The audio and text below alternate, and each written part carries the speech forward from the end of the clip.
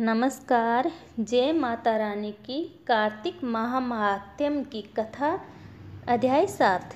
नारद जी ने कहा, हे राजन, कार्तिक मास में व्रत करने वालों के नियमों को मैं अच्छे से बताता हूँ, उसे आप सुनिए। व्रती को सब प्रकार के आमिष, मांस, उड़द, राई, खटाई तथा नशीली वस्तुओं का त्याग कर देना चाहिए। व्रती को दूसरे का अन्न ग्रहण नहीं करना चाहिए, किसी से द्वेष नहीं करना चाहिए और तीर्थ के अतिरिक्त अन्य कोई यात्रा नहीं करनी चाहिए।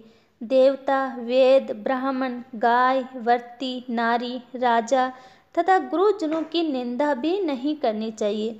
व्रती को दाल, तिल, पकवान व दान किया हुआ भोजन ग्रहण नहीं करना चाहिए। किसी की चुगली या निंदा भी नहीं करनी चाहिए। किसी भी जीव का मांस नहीं छूना चाहिए। पान, कत्था, चूना, नींबू, मसूर, बासी तथा झूठे अन्न का भी प्रयोग नहीं करना चाहिए। गाय, बकरी तथा भैंस के अतिरिक्त अन्य किसी पशु का दूध नहीं पीना चाहिए। कांसे के पात्र में रखा हुआ पंचगव्य बहुत छोटे घड़े का पानी तथा केवल अपने लिए ही पका हुआ अन्न प्रयोग करना चाहिए।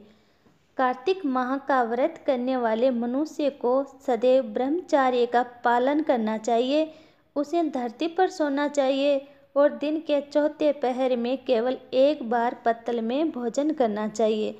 व्रती कार्तिक माह में केवल नरक चतुर्दशी, जिसे छोटी दीपावली भी कहा जाता है, उसी दिन ही शरीर में तेल लगा सकता है।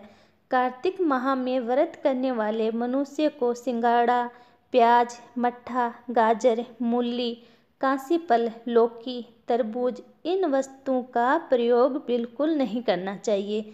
रजवाला, चांडाल, पापी, मलेच्छ, पतित, व्रतिहीन, ब्राह्मणद्रोही और नास्तिकों से बातचीत नहीं करनी चाहिए। भगवान विष्णु को प्रसन्न करने के लिए अपनी शक्ति के अनुसार चंद्रायण आदि का व्रत करना चाहिए और उपयुक्त नियमों का पालन करना चाहिए।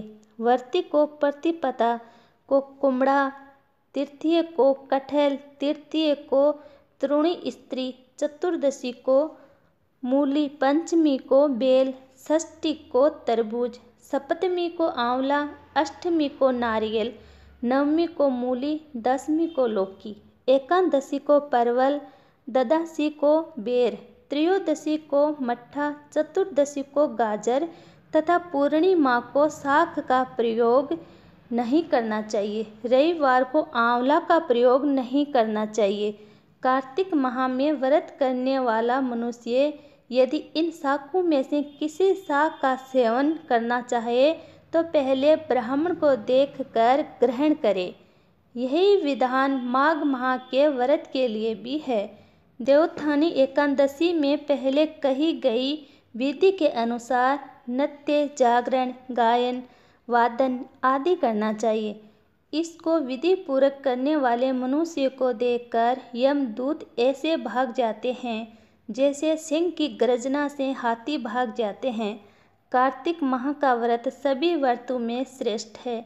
इसके अतिरिक्त जितने भी व्रत, यज्ञ व हजार की संख्या में किए जाने पर भी इसकी तुलना नहीं कर सकते, क्योंकि यज्ञ करने वाले मनुष्य को सीधा वैकुंठ की प्राप्ति होती है। जिस प्रकार राजा की रक्षा उसके अंगरक्षक करते हैं, उसी प्रकार कार्तिक माह का व्रत करने वाले की रक्षा भगवान विष्णु की आज्ञा से इंद्र आदि देवता करते हैं। व्रती मनुष्य जहाँ कहीं भी रहता है, वहीं पर उसकी पूजा होती है, उसका यश फैलता है। उसके निवास स्थान पर भूत, पिशाच आदि कोई भी नहीं रह पाते। विधि पूर्वक कार्तिक माह का व्रत करने वाले मनुष्यों के पुण्य का वर्णन करने में ब्रह्मा जी भी असमर्थ हैं। यह व्रत सभी पापों को नष्ट करने वाला, पुत्र पौत्र प्रदान करने वाला और धन धान्य की वृद्धि करने वाला है।